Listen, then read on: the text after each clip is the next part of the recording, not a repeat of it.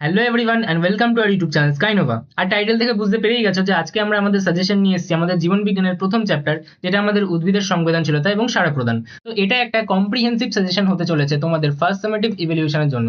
আমি কি বললাম যে এটা কিন্তু একটা কম্প্রিহেন্সিভ সাজেশন। কম্প্রিহেন্সিভ সাজেশন মানে কি, এখানে সমস্ত রকমের কোশ্চেন কিন্তু এর মধ্যে দেওয়া রয়েছে, যেটা তোমাদের বিভিন্ন স্কুলে কিন্তু বিভিন্নভাবে আসতে পারে। দেখো, এগুলো আমাদের স্কুল থেকে কন্ডাক্ট করানো প্রশ্ন। এই এক এক স্কুলের এক এক টিচাররা এক এক রকম ভাবে কোশ্চেন বানাবে, কিন্তু আমরা সিলেবাসের বাইরে তো খুব একটা যাই না, তো বেশিরভাগ স্কুলেই কিন্তু আমাদের সিলেবাসের মধ্যে থেকেই প্রশ্ন আসবে। আর যদি বাইরে থেকেও আসে তাহলে এক আধটা প্রশ্নই কিন্তু বাইরে থেকে আসবে। তো আমি এখানে যত রকমের প্রশ্ন হতে পারে সব রকমের প্রশ্ন কিন্তু টাইপ হিসেবে কভার করে দিই, যাতে তোমাদের কোনো কোয়েশ্চেন কিন্তু পরীক্ষার হলে অচেনা না আসতে পারে। তো চলো দেখে নেওয়া যাক যে আমরা এই সাজেশনে কি কি এনেছি। আমি আবারও বলে দিই যে পুরো সেশনটা তোমরা কমপ্লিট আগে দেখো। দেখে যদি তোমাদের মনে হয় যে এই কোশ্চেনগুলোর অ্যান্সার তোমাদেরকে পিডিএফ ফরম্যাটে করে দিলে সুবিধা হয়, তাহলে আমি সেটাও করে দিতে রাজি আছি। বাট শর্ত একটাই, যে পুরো সেশনটা তোমরা আগে কমপ্লিট দেখো, তারপর কমেন্ট করো যে আর কি তোমাদের এটা দরকার কিনা। যদি দেখি যে সবার প্রয়োজন, তাহলে আমি সেটা করার কথা ভাবতে পারি, কারণ সেটা করতে তো একটা টাইম লাগবে না। ওই অ্যান্সার পিডিএফ তৈরি করতে হবে হোয়াটসঅ্যাপ, তারপর সেটা আপলোড করতে হবে তোমাদেরকে। তো সেটা ভেবে দেখবো, বাট দেখি কেমন রেসপন্স আসে তার উপর ভিত্তি করে। ঠিক আছে, তো চলো সবার প্রথমে দেখে নেওয়া যাক যে কি কি প্রশ্ন আমরা এনেছি। তো দেখো, আমরা প্রথমে বলছি যে সংবেদনশীলতা কি। খুব বেশি ইম্পর্টেন্ট না, বাট আমাদের কিন্তু কিছু স্কুলে আসতে পারেও। ঠিক আছে, উদ্ভিদের সংবেদনশীলতার একটা দৃশ্যমান উদাহরণ দাও, এরকম একটা কোয়েশ্চেন কিন্তু তোমাদের আসতে পারে। এটাও খুব একটা ইম্পর্টেন্ট না, বাট এরকম বলে দেবে যে একটা অন্ধকার ঘরের মধ্যে আমি যদি একটা জানলা থেকে একটুখানি আলো আসতে দেখি, তাহলে কি ভিতরে রাখা কোনো গাছ সে কিন্তু সেই আলোর দিকে বেঁকে যাবে। এটা একটা সংবেদনশীলতার দৃশ্যমান উদাহরণ। তো এরকম একটা কোয়েশ্চেন কিন্তু তোমাদের আসলে আসতে পারে, বাট ইম্পর্টেন্ট কিন্তু তেমন নয়, মানে আসার চান্সেস কিন্তু কম। আচ্ছা, তারপর আমাদের আসতে পারে উদ্দীপক এবং উদ্দীপনা কি। অ্যাগেইন এটা খুব বেশি ইম্পর্টেন্ট নয়, বাট আমাদের কিন্তু কিছু স্কুলে দিলেও দিতে পারে। বহিঃস্থ এবং অভ্যন্তরীণ উদ্দীপকের দুটো করে উদাহরণ, এটা একবার কিন্তু দেখে নেবে। ঠিক আছে, আচ্ছা, বহিঃস্থ মানে যেটা আমাদের শরীরের বাইরে, অভ্যন্তরীণ মানে শরীরের ভিতরে, যেরকম সিএ প্লাস হরমোনস এগুলো। ঠিক আছে, আচ্ছা, তারপর কি, উদ্ভিদ ও প্রাণীদেহের রাসায়নিক সমন্বয়কারী হিসেবে কাজ করে। আমরা জানি যে রাসায়নিক সমন্বয়কারী বললেই আমরা কি বলবো, হরমোন। আর যদি ভৌত সমন্বয়কারী বলে, ওটা কিন্তু আমাদের প্রাণীদেহে উপস্থিত, তাহলে সেটা কি হবে, সেটা হবে আমাদের স্নায়ুতন্ত্র, যেটার উপর আমাদের কি সেপারেট চ্যাপ্টার্স রয়েছে। ঠিক আছে, আচ্ছা, তারপর চলন ও গমনের পার্থক্য, এটা কিন্তু তোমাদের জন্য বেশ ইম্পর্টেন্ট। ঠিক আছে, আচ্ছা, এবার দেখো এই চ্যাপ্টার থেকে সব থেকে বেশি ইম্পর্টেন্ট হচ্ছে বিভিন্ন রকমের চলনের উদাহরণ। তো আমরা কি কি চলনের উদাহরণ পড়বো, প্রথমে আমরা দেখবো উদ্ভিদের প্রোটোপ্লাজমীয় চলন। তারই বিভিন্ন আমাদের ভাগ রয়েছে, কি রোটেশন, সার্কুলেশন, সিলিয়ারি চলন। এগুলো কি আমাদের প্রোটোপ্লাজমীয় চলনেরই বিভিন্ন ভাগ। ঠিক আছে, আমাদের রোটেশন সার্কুলেশন এই দুটো। তাহলে এখান থেকে কিন্তু আমাদের কোয়েশ্চেন আসতে পারে। যদি প্রোটোপ্লাজমীয় চলন বলে, তাহলে রোটেশনের উদাহরণ বলতে পারো, সার্কুলেশনের উদাহরণও বলতে পারো। ঠিক আছে, আর যদি তোমাকে স্পেসিফিক্যালি বলে যে রোটেশনের উদাহরণ বলতে, তাহলে রোটেশনেরটা বলতে হবে, সার্কুলেশন বললে সার্কুলেশনেরটা বলতে হবে। সবই আমি আমার যে লেকচার্স রয়েছে, লেকচার্সে কভার করেছি। সেখানে নোটসের মধ্যে একদম ভালো করে শ্রেণীবিভাগ করা রয়েছে, প্রত্যেকটা আমাদের যে চলনের এক্সাম্পল সেগুলো লিস্ট ডাউন করা আছে, তাই সেখান থেকে তোমরা চাইলে দেখে নিতে পারো, আমি লিঙ্ক দিয়ে দেবো। ঠিক আছে, আচ্ছা, তারপর উদ্ভিদের সিলিয়ারি চলনের উদাহরণ দেবে। দেখো, সিলিয়ারি চলন বলছে উদ্ভিদের, তাহলে উদ্ভিদেরটা বলবো। ঠিক আছে, সিলিয়ারি চলন কিন্তু প্রাণী দেহেও একটা হয়। তারপর বলছে প্রকরণ চলন, এটা কিন্তু খুব ইম্পর্টেন্ট। আর এখানে আমাদের যে উদ্ভিদটা রয়েছে, অর্থাৎ আমাদের বন চারাল, আমাদের উদ্ভিদটা কি বন চারাল। এই বন চারালের আমাদের কিন্তু ইংলিশ যে নামটা, যেটা আমাদের সাইন্টিফিক নাম, ঠিক আছে, সেটা আমাদের মনে রাখতে হবে। সেটা কি, সেটা হচ্ছে আমাদের ডেজমোডিয়াম জাইরান্স। এবং আমরা যখন আমাদের সাইন্টিফিক নেম লিখি, তখন কিন্তু আন্ডারলাইন করতে হয় যখন হাতে লিখবো আমরা। ঠিক আছে, তাহলে আমি কি আন্ডারলাইন করলাম। কেউ ভাবলে যে আমি ইটালিক্সে করে দেবো, না, হাতে লিখলে ইটালিক্সে করা যায় না, প্রিন্ট করলে ইটালিক্সে করতে হয় যখন আমি কম্পিউটারে প্রিন্ট করছি। ঠিক আছে, আচ্ছা, উদ্ভিদের গমন, উদ্ভিদের গমন বলে দেওয়া মানেই হচ্ছে আমাদের ট্যাকটিক চলন। তাহলে তুমি তোমার ইচ্ছা মতো যে কোনো ট্যাকটিক চলনের কিন্তু এক্সাম্পল দিতে পারো, যেরকম ক্লামাইডোমোনাস, ভলভক্স আর ডায়াটম। ঠিক আছে, আচ্ছা, তারপর বলছে সংজ্ঞা এবং উদাহরণ দাও। এই সংজ্ঞা যখন বলছি, এর মধ্যেই একটা পয়েন্ট তোমরা পড়বে, সেটা হচ্ছে ট্যাকটিক চলন কিন্তু তোমরা দেখবে যে এটা কিন্তু একটা সামগ্রিক চলন। তাহলে তোমাদেরকে বলতে পারে যে উদ্ভিদের সামগ্রিক চলন কোনটা, তো সামগ্রিক চলন মানেই কিন্তু আমাদের ট্যাকটিক চলন। ঠিক আছে, আচ্ছা, এই চলনটা কার উপর ডিপেন্ড করে, এটা কিন্তু উদ্দীপকের যে গতিপথ প্লাস যে তার তীব্রতা, তার উপর ডিপেন্ড করে। তাহলে উদ্দীপকের গতিপথ প্লাস তীব্রতা কার জন্য, উদ্দীপকের। তাহলে উদ্দীপকের গতিপথ প্লাস তীব্রতা দ্বারা নিয়ন্ত্রিত চলন কোনটা, সেটাও কিন্তু আমাদের ট্যাকটিক চলন। এরকম কিন্তু প্রশ্ন আসবে, আর এখান থেকে একটা কোশ্চেন তোমরা কিন্তু পাবেই পাবে। হয় ট্যাকটিক চলনের জন্য এরকম বৈশিষ্ট্য দিয়ে বলবে, নয় ট্রপিকের জন্য বলবে, নয় ন্যাস্টিকের জন্য বলবে। ঠিক আছে, প্লাস আমরা উদাহরণ পড়বো আমাদের ফটোট্যাকটিক, তার আমাদের সংজ্ঞাও দিতে পারে।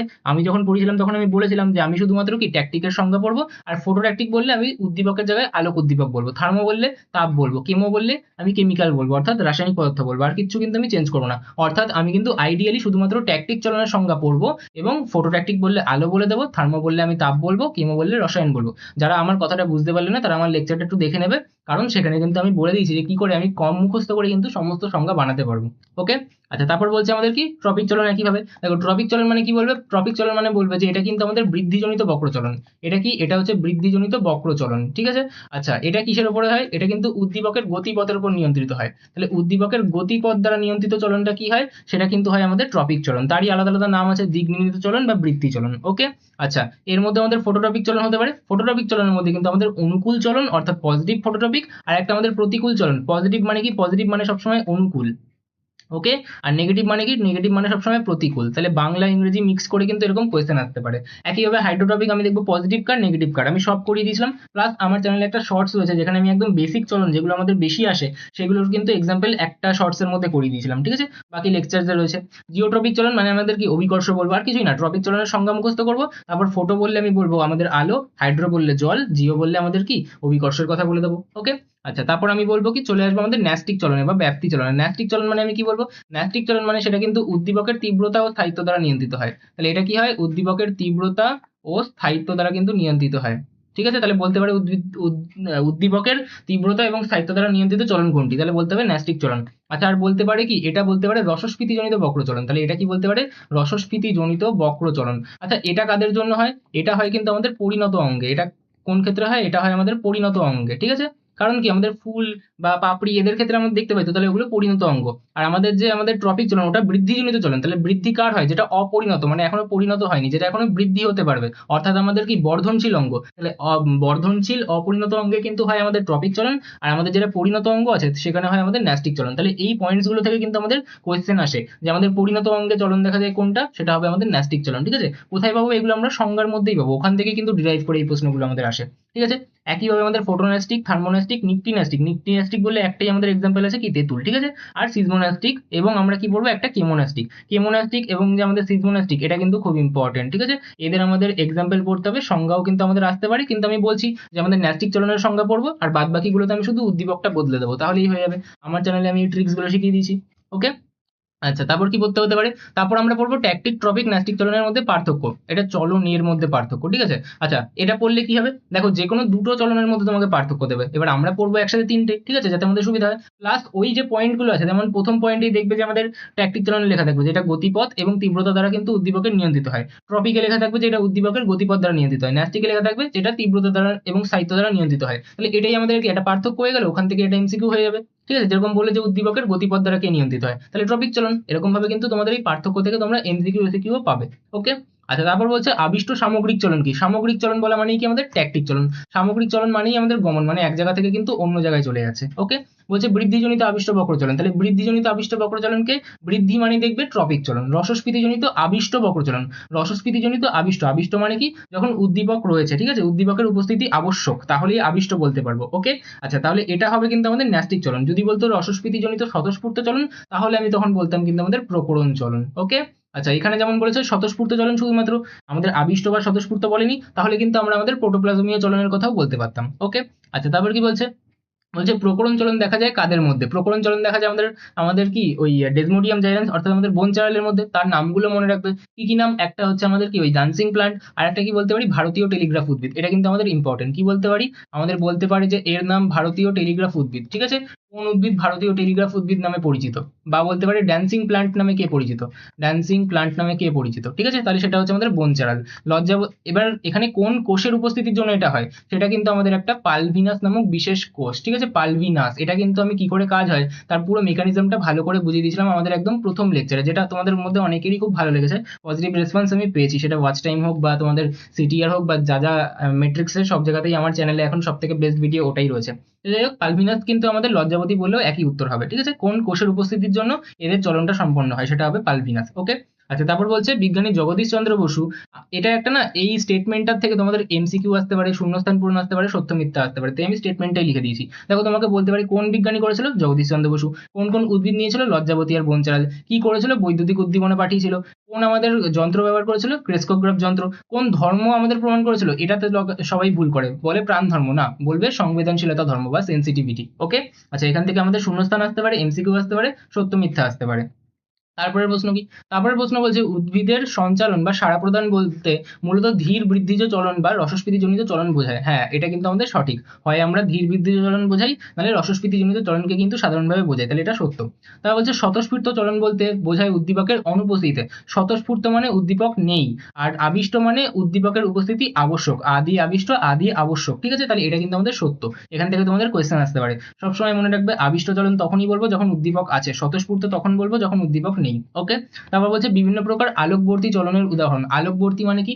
আলোকবর্তী মানে বর্তী মানে হচ্ছে আমাদের ট্রপিক, আর আলোক মানে কি আমাদের ফোটো। তাহলে এটা কি হলো? এটা হলো আমাদের ফোটো, আর এটা হলো কি আমাদের ট্রপিক। বিভিন্ন প্রকার কেন বলছি? কারণ আমাদের এই ফোটোট্রপিক চলন যখন আমি বলি তখন আমাদের কি হয়, অনেক রকমের হয়ে যায়। একটা হয় আমাদের তির্যক আলোকবর্তী, একটা হয় আমাদের কি পজিটিভ আলোকবর্তী, একটা হয় আমাদের নেগেটিভ আলোকবর্তী। তাদের কিন্তু এক্সাম্পলস আমরা স্টুডেন্টরা অনেক সময় ওই তির্যকেরটা ভুলে যায়, পাতা, তো ওটা কিন্তু আমাদের কোয়েশ্চেনে চলে আসে। তাই এটা কিন্তু খুব ইম্পর্টেন্ট। চ্যানেলে আমি সব করে দিয়েছি, লেকচার নাম্বার 2 তে মোস্ট প্রবাবলি। আচ্ছা, তারপর বিভিন্ন প্রকার অভিকর্ষবর্তী চলন, এটাও আমাদের সেম। কি হয় ব্যাপারটা? দেখো আমাদের মাটির নিচের দিকে কিন্তু আমাদের কে কে কাজ করছে? দেখো আমাদের মাটির নিচের দিকে আমাদের জল থাকে, আবার নিচের দিকে কিন্তু আমাদের অভিকর্ষ বল ক্রিয়া করে, তাই তো? তাহলে নিচের দিকে কে বৃদ্ধি পায়? নিচের দিকে বৃদ্ধি পায় আমাদের মূল। ওপর দিকে কে বৃদ্ধি পায়? ওপর দিকে বৃদ্ধি পায় আমাদের বিটপ অংশ বলতে পারি, বা আমরা বলতে পারি আমাদের কাণ্ড অংশ, ঠিক আছে? আচ্ছা, আর কে বৃদ্ধি পায়? লবণাম্বু উদ্ভিদের শ্বাসমূল। লবণাম্বু উদ্ভিদের শ্বাসমূল। লবণাম্বু উদ্ভিদের এক্সাম্পল জিজ্ঞাসা করলে আমাদের সুন্দরী, গড়ান, এগুলো। তাহলে লবণাম্বু উদ্ভিদের শ্বাসমূল, শ্বাসমূল বা নিউমেটোফোর। তাহলে এইগুলো কিন্তু কি হয়, আমাদের নিচের দিকে তো বৃদ্ধি পাচ্ছে না, উপরের দিকে বৃদ্ধি পাচ্ছে। তাহলে নিচের দিকে জল থেকে নিচের দিকে অভিকর্ষ টানে, তার বিপরীতে বৃদ্ধি পাচ্ছে। তো তাহলে এটা কি বলবো? নেগেটিভ হাইড্রোট্রপিক বা নেগেটিভ জিওট্রপিক। আর আমাদের নিচের দিকে আমাদের জল, নিচের দিকে অভিকর্ষ বল কাজ করছে, তার দিকে মূল বৃদ্ধি পায়, তাহলে মূলের জন্য আমি কি বলবো? পজিটিভ হাইড্রোট্রপিক বা পজিটিভ জিওট্রপিক। বোঝা গেল? তাহলে হাইড্রোট্রপিক বা জিওট্রপিক বললে কিন্তু আমি এটা করবো। আর সাইন্টিফিক নেম আমি কাদের কাদের জন্য মুখস্থ রাখতে বললাম? আমি বললাম যে একটা হচ্ছে আমাদের ডেজমোডিয়াম জাইরান্স, কার জন্য? আমাদের প্রকরণ চলন দেখায় যে আমাদের কি বনচারাল, ডেজমোডিয়াম জাইরান্স। ঠিক আছে? নাম যখন লিখবে কেয়ারফুল থাকবে যে আমাকে কিন্তু প্রথমটা ক্যাপিটালে দিতে হয়, তারপর দিয়ে সব স্মল, এবং আমি হাতে লিখলে কিন্তু আন্ডারলাইন করবো। তাহলে এটা হচ্ছে আমাদের বনচারাল। ওকে। আচ্ছা, আরেকটা কি? আরেকটা হচ্ছে আমাদের মিমোসা পুদিকা। মিমোসা পুদিকা, এটা আমাদের সিজমোনাস্টিক চলন যে দেখায়। সিজমোনাস্টিক চলন কে দেখায়? সিজমোনাস্টিক চলন দেখায় হচ্ছে আমাদের লজ্জাবতী। তাহলে এটা কার নাম? এটা দেখায় হচ্ছে আমাদের লজ্জাবতী উদ্ভিদ, ঠিক আছে? তাহলে লজ্জাবতী উদ্ভিদের নাম হচ্ছে মিমোসা পুদিকা, বিজ্ঞানসম্মত নাম। আর ডেজমোডিয়াম জাইরান্স কার নাম? আমাদের বনচারালের নাম, ঠিক আছে? এবার এখান থেকে কি ধরনের কোয়েশ্চেন আসে আমি কিছু এক্সাম্পল কোয়েশ্চেনও দিয়ে দিয়েছি। যেরকম ধরো লজ্জাবতীর পাতা স্পর্শ করলে নুয়ে পড়ে, এটা কি ধরনের চলন? এটা সিজমোনাস্টিক চলন। তাহলে কোথায় আছে এটা আমাদের সাজেশনে? দেখো আমি কিন্তু বলেছি যে আমাদের কি এই যে সিজমোনাস্টিক চলনের আমি এক্সাম্পল পড়তে বলেছি, তাহলে এটা পড়লেই বুঝতে পারবে সিজমোনাস্টিক চলনের এক্সাম্পলই পড়বে লজ্জাবতী, তাহলে সেটাই কিন্তু আমাদের কোয়েশ্চেন এরকম ভাবে আসবে। তো আমি এখানে নিচে কিছু এক্সাম্পল কোয়েশ্চেন দিয়ে দিয়েছি, আর এখানে যদি তোমরা ক্লিক করো, তো এই পিডিএফটা তোমরা যখন ক্লিক করবে, পিডিএফ আমি কোথায় দেবো? আমার টেলিগ্রাম চ্যানেলে দিয়ে দেবো। তো টেলিগ্রাম চ্যানেলে যেই এই পিডিএফটা খুলবে, এখানে ক্লিক করলে তোমরা আরেকটা ভিডিও লিঙ্ক পেয়ে যাবে, যেখানে কিন্তু আমি 50টা কোয়েশ্চেন সলভ করেছি। তো ওখানে তোমরা দেখতে পাবে বিভিন্ন রকমের কোয়েশ্চেন, যে রকমের কোয়েশ্চেন কিন্তু তোমাদের পরীক্ষায় আসতে পারবে এই চ্যাপ্টার থেকে। তো best of luck all of you for your first examination. এটা তোমাদের প্রথম পর্যায়ে তোমাদের এই মাধ্যমিকের জার্নির জন্য। তো এটা কিন্তু খুবই ইম্পর্টেন্ট একটা exam. Thank you all for attending this session. বাকি যে চ্যাপ্টার্স গুলো আছে তার সাজেশন চলে আসবে। কয়েকজন আলোর জন্য বলছিলে, আলোরটাও চলে আসবে। তো ভৌতবিজ্ঞান, জীবনবিজ্ঞান দুটোই চ্যাপ্টার ওয়াইজ প্রত্যেকটা সাজেশন তোমাদের কাছে আসতে থাকবে। তো অ্যাকর্ডিংলি পড়াশোনা চালু করে দাও, এবং একদম লাস্ট সপ্তাহ তোমাদের সম্ভবত পড়ে রয়েছে, তো রিভিশন করো। আর যে চ্যাপ্টার যদি কোনোটা বাদ থেকে থাকে তাহলে সেটা নতুন করে তাড়াতাড়ি সলভ করে ফেলো, যাতে একদম শেষ দিনের দিন একটু রিভিশন করতে পারো। তো দেখা হবে নেক্সট লেকচারে। আজকের জন্য এটুকুই, টাটা।